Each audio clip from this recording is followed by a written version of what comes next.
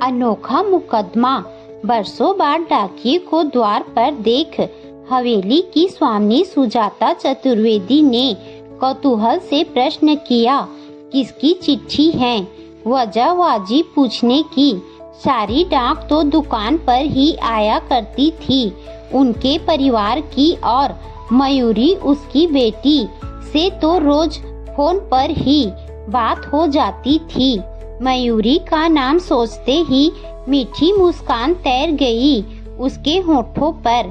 शहर में नाम रोशन कर दिया था उनके इलाके से पहली महिला जज जो बनी थी मयूरी। उसके बाद से उसका घर आना भी ना हुआ था।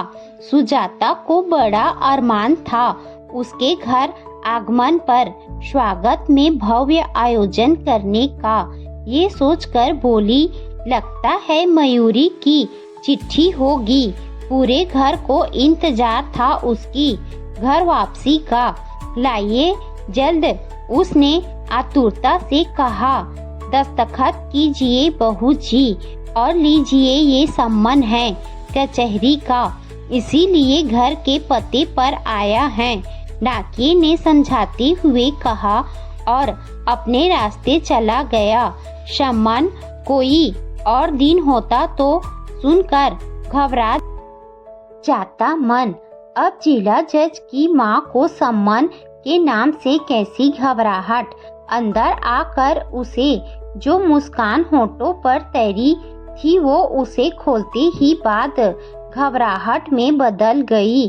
सुजाता उसे हाथ में लिए हुए ही सदमे से एक तरफ लुढ़क गई। सेविका ने हड़बड़ाए स्वर में दुकान पर फोन कर सबको घर आने को कहा। सुजाता पति शंभू दयाल को सामने देख सम्मन की खबर बताकर जोर जोर से रोने लगी। मयूरी ने संपत्ति में अपना हिस्सा मांगा है जी, मुकदमा करा है पूरे घर पे। आप सब के साथ अपने भाइयों को भी ना बख्श उस निर्लज ने। ये बात घर में सभी के लिए चौंकाने वाली थी। फोन किया उसे शंभू दयाल जी ने, पूछा उठाया, फिर रूखे से आदेशात्मक लहजे में कहा कि दफ्तर में हूँ, सीधे कचहरी में ही सुनवाई होगी इस केस की। बताइए, क्या इस दिन के लिए हम औलाद को पाल पोस कर बड़ा करते हैं? अरे सब उसी के लिए तो जोड़ रहे, जन्म से हद कर दी उसने। शंभू दयाल जी, छोटे भाई प्रभु दयाल ने दुख से कहा। उसने छोटे राम दयाल और मथुरा प्रदास सिर झुकाए बैठे थे। अपनी पत्नियों सहित बढ़िया फल दिया लाडली बेटी ने। ससुर जी को उन्हें जज बनाने का मयूरी की बड़ी भाभी शोभना ने ठसक से कहा। जाने क्या सोचकर बच्चों को बख्शा है, वरना किसी को न छोड़ा। शंभू दयाल जी सदमे की हालत में बोले, पहले पढ़ाओ, फिर दहेज को रखो और फिर हिस्सा भी दो। ये सिला दिया है आपकी लाडो ने योग्यता का, अब भुगतो सारे परिवार सहित। सुजाता रोष से बोली, अच्छा होता कि इंटर पास करते ही ब्याह दिया होता उसे। हमारे खानदान की कोई स्त्री कभी ऐसी जगह नहीं गई। घोर कलयुग है जेठ जी, घर की रोशनी ही घर जलाने पर लग गई। अब सरी दिखाएगी तो अपने ताऊ चाचा और माँ पिता पर। कैसे हम सबके कदम पड़ेंगे कचहरी के अंदर। प्रभु दयाल की पत्नी शांति ने रोती रोती कहा, औलाद आखिर जो दिन न दिखाए सो कम है। सिर उठाकर जीने वाले शंभू दयाल जी के अधरों से यंत्रवत निकला। मयूरी के साथ साथ अपने दुर्भाग्य और कोख को कोसते हुए उन सब ने नियत तिथि पर कचहरी जाने की तैयारी की। महिलाएं तो क्या, पुरुषों के चेहरे भी भय से पीले पड़ गए थे। एक कागज ने सबके चेहरे पर मुर्दनी ला दी थी। सुबह 11 बजे तक सब कचहरी में हाजिर थे। वादी थी स्वयं मयूरी और प्रतिवाद उसका सारा परिवार। मयूरी ने चाय पानी भिजवाया, जिसे उन लोगों ने लेने से भी मना कर दिया। महिलाएं अपने साथ पुलिस कर्मियों द्वारा होने वाले दुर्व्यवहार की कल्पना करके सहमी जा रही थी। सुनवाई शुरू हुई तो मयूरी ने अपने हिस्से की जमीन जायदाद नकदी के साथ अपनी दिवंगत बुआ के मकान पर भी अपने मालिकाना हक की अपील डाली थी।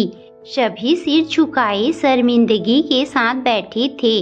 उनके नाम की पुकार हुई, शंभू दयाल वल्द भगवान दास हाजिर हो। वो लड़खड़ाते हुए आगे की ओर बढ़े कि उन्हें मयूरी अपने सामने से आती दिखाई पड़ी। शालीन और गरिमापूर्ण उसकी चाल में अजीब सा आत्मविश्वास दिख रहा था। सरकारी वकील ने औपचारिकता पूरी करने के बाद कहा, हुजूर, मेरी मुवक्किल मयूरी चतुर्वेदी वल्द शंभू दयाल चतुर्वेदी ने जो अपील डाली है उसकी वजह बड़ी अलग और वाजिब है।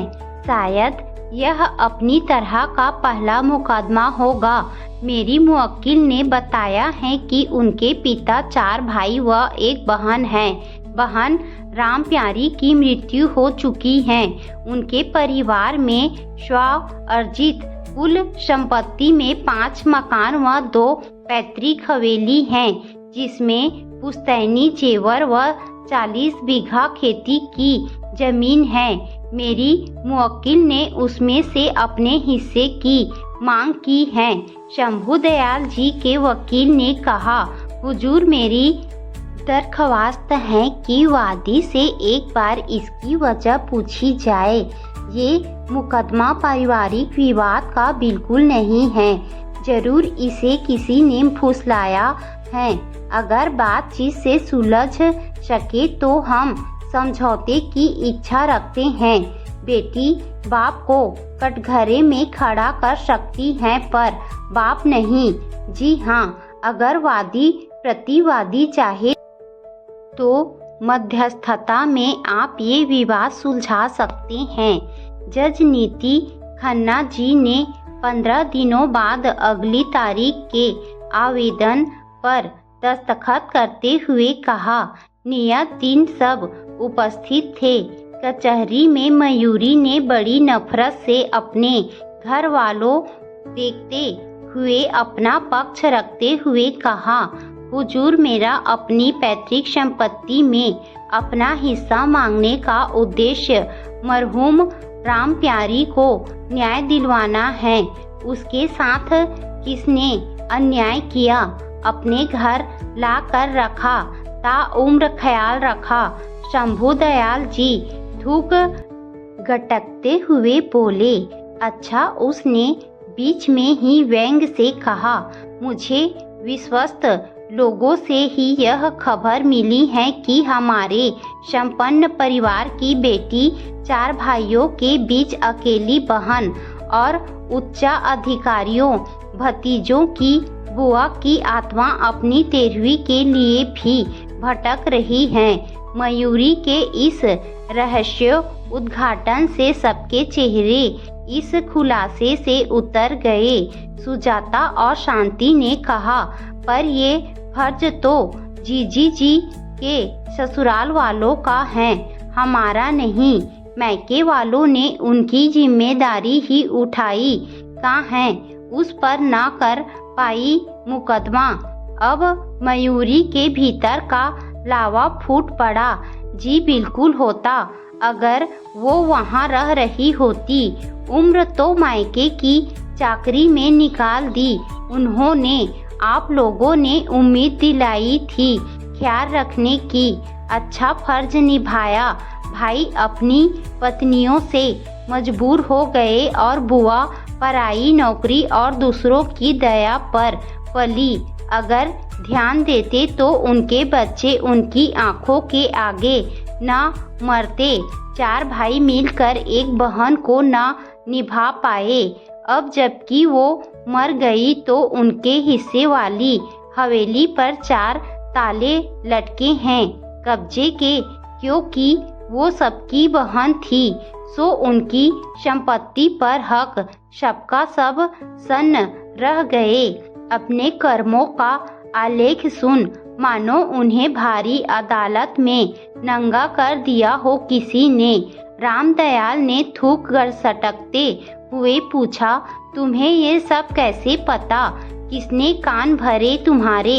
मयूरी दुख से अपने पड़ोसी गोवर्धन चाचा की लाचार बेटी मन्नो के भरण पोषण के मुकदमे का फैसला मैंने ही सुनाया था। उसे न्याय तो दिला दिया मैंने, पर शाम को बंगले पर मन्नो धन्यवाद देने आई तो वो व्यंग से ये जरूर कह गए कि अपने घर की बुआ का भी फैसला करना। बिटिया तो मान लेंगे, तुम्हारी बुआ बिना 13वीं के रह गई आज भी। तो तुम क्या चाहती हो? इस मुकदमे के समझौते में जिला जज मयूरी शंभुदयाल जी ने सिर झुकाकर सवाल किया।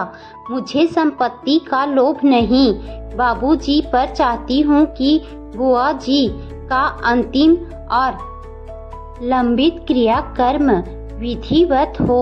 4 संपन्न भाइयों और भतीजों की बुआ की आत्मा की शांति के लिए क्या 13 ब्राह्मणों का भोजन भारी है जो यह मायके और ससुराल के सीमा विवाद में अटका रहा। मैंने NGO उम्मीद की किरण की स्थापना की है ताकि कोई स्त्री बिना कफन और विधि के बिना न रहे। लावारिश शव का तो सरकार भी दाह संस्कार करवाती है, फिर बुआ के तो इतने वारिश हैं। मयूरी की इस इच्छा पर मीडिएशन के लिए बैठे अधिकारी ताली बजाए बिना न रह सके। चतुर्वेदी परिवार भी गर्वी स्वर में अपनी भूल सुधारने को तैयार हो गए।